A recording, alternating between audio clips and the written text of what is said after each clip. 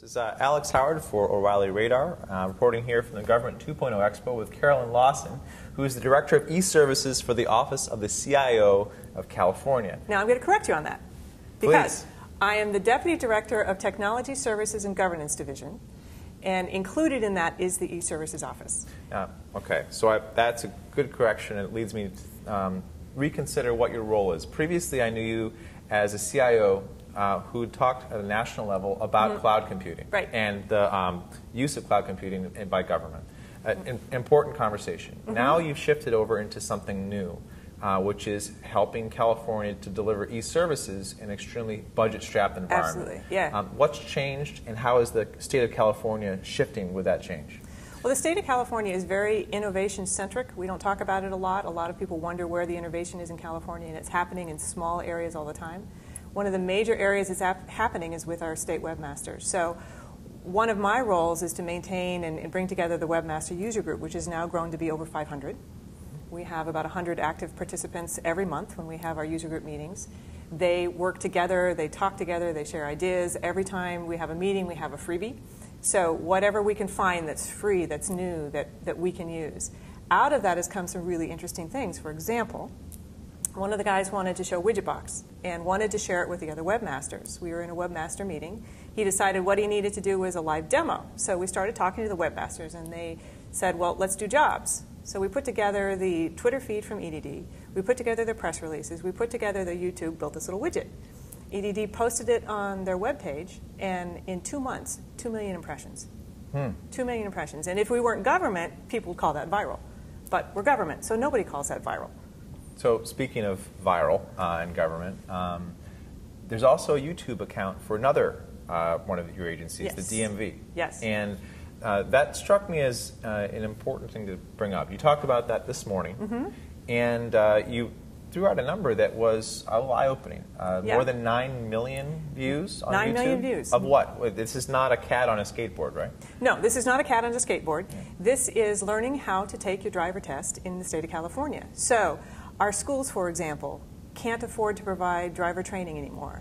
One of the ways that DMV's jumped in and helped with that is they've produced these YouTube videos. And the YouTube's important because that's where the teenagers are. Right. That's where the people are that want to learn how to drive.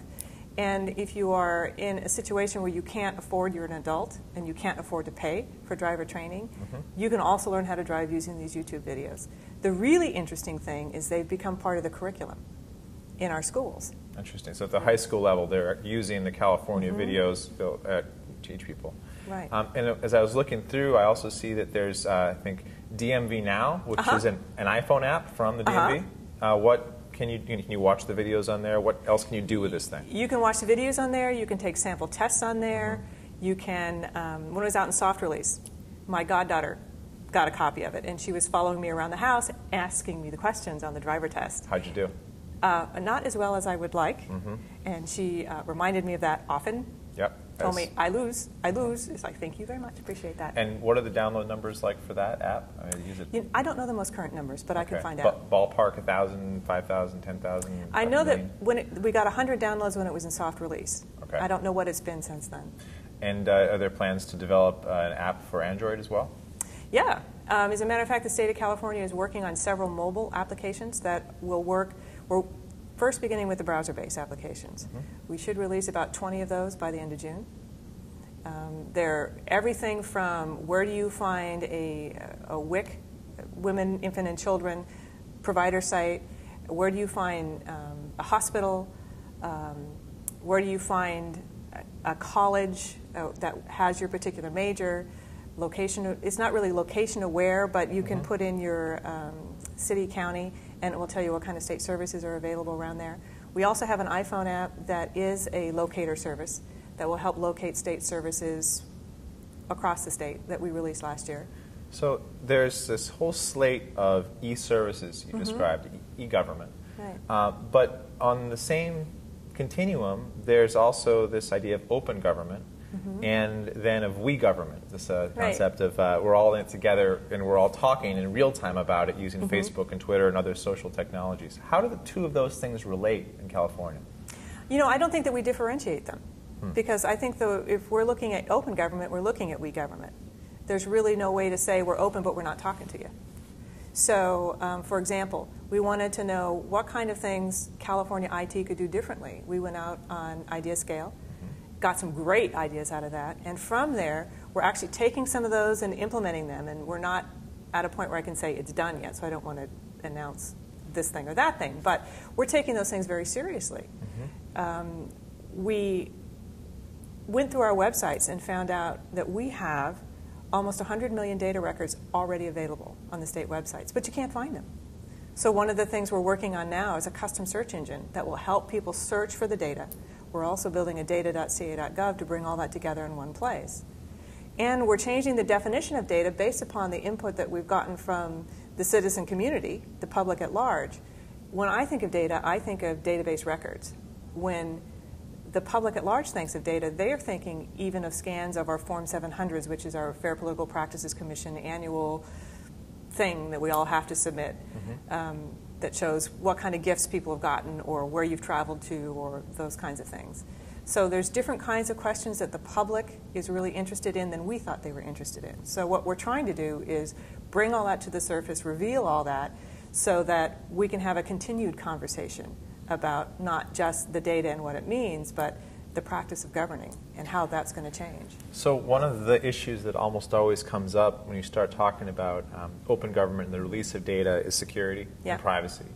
In your previous role, you knew very much about public utilities. That's an incredibly important area to be thoughtful about with. How do you then work with state employees and with people interacting with them to ensure that personally identifiable information or other things that shouldn't be getting into the public sphere don't? Is that a people issue or a technology issue? It's both. It's both. Primarily, it's a people issue.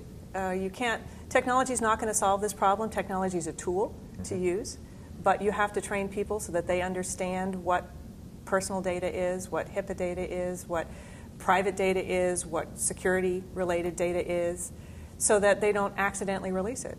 And primarily, that's the role of each individual department. I think there's about 130 departments, 36,000 lines of business, last I heard, in the state of California. So you've got to have those types of conversations. What we're interested in e-services is the data that's already gone through the vetting process, that they've already put out on the website for all of these program areas, getting it into a place where people can actually find it and use it.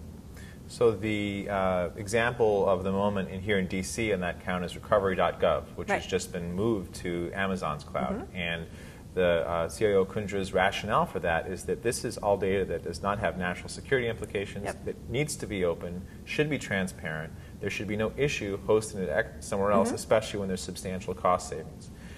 Where are there areas that California is already examined and moved on to move that kind of data or those kinds of services to a place where they'll save the state some money?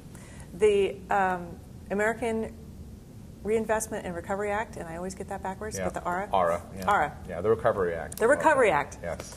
We launched that out in the cloud. We didn't even bother building it internally because it's all public data. It's information that we want to make available to the public at large. It's important information. It wasn't something that we felt like we had to keep within those borders that same way. We also had the opportunity to use some really cool, and I can't remember the name of the company, but it's a real cool startup that does really interesting mapping stuff. So go out to the ARA database. It's running in the Amazon cloud. It has this cool startup mapping feature so you can see where the money's being used. You can also see where jobs are available. And the decision was made early on that that's something that is cloud ready from day one. Now, when you say launched, do you mean California's instance of it? California's okay, not recovery.gov, because that's no, right, that's a different thing. But California's instance, our reporting for the ARA dollars that we get went directly into the cloud. It was built out in Amazon. Interesting. And are you examining other places where that might be possible? Because again, there are usually some savings there. Yeah, we are, and we're looking at different options. For example, the data that we have available on all of our websites. We would love to see that in API. We would love to have that out in a cloud provider someplace, and we've got some discussions going on about where that might be, what that might look like. We'd love to have our data.ca.gov because that is a repository of redundant data available to the public out in a place that doesn't cost us as much money. Sure. So shift back to the e-services conversation a little bit. Cloud is important. I gather you'll be talking more about that while you're here in D.C. Yeah. I think tomorrow. Is tomorrow, that tomorrow? Yeah. Yep. So tune in tomorrow. But the conversation around e-services depends upon the website that they're being delivered through staying up. And I think ca.gov receives over 7 million uniques a month right now. Yep. And given the economic conditions that have pertained for the last 18 months, 2 years, with massive unemployment, I mean, California's rate is well over 10% compared to a national average, something like 12.6%. 0.6%. Yeah.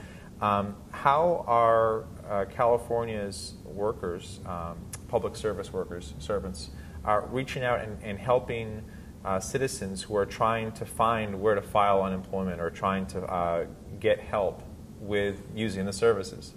So this is one of my favorite conversations. We couldn't afford to do a big help desk. We couldn't afford to do the standard call center software where the chat software, and we're looking for a solution. What EDD did was they went out on Twitter. And so you can literally tweet, when do I get my check? How do I file my information? What do I do now? I just lost my job. When do my benefits end? They started on this date. And somebody will answer you. There's someone who's... At CA_EDD? EDD, yeah. Okay. Yeah, so you can tweet and someone will answer you. And it's been a huge money saver. And I don't think the creators of Twitter thought that, oh, good, we just built a help desk software. But they did, because that's where people are. What kind of engagement or numbers or kind of people being helped through that venue are you seeing? I'll have to look that up. Ballpark? I don't know off the top of my head. When I looked on here today, I could see there are many updates. Yeah. So it looks like you're staffing someone constantly. Yeah, there is someone there. I mean, we're not, eService is not staffing it, but EDD has got someone there, a human, that actually monitors the Twitter and tweets back. I don't know what their numbers are. And on the actual e-services side, how have the transactions around unemployment increased over the past year in terms of people taking advantage of the ability to file online? If you get me my BlackBerry, I can tell you those numbers. Well, this morning I remember it being something like an increase of 1.8 million over. Yeah, but I was year. wrong. You were? Yes. Okay. Thank you. I'll need to correct away. All right, so 5.2 million claims processed online, 80% of the 6.5 million claims, which is more than New York, Texas, and Florida combined.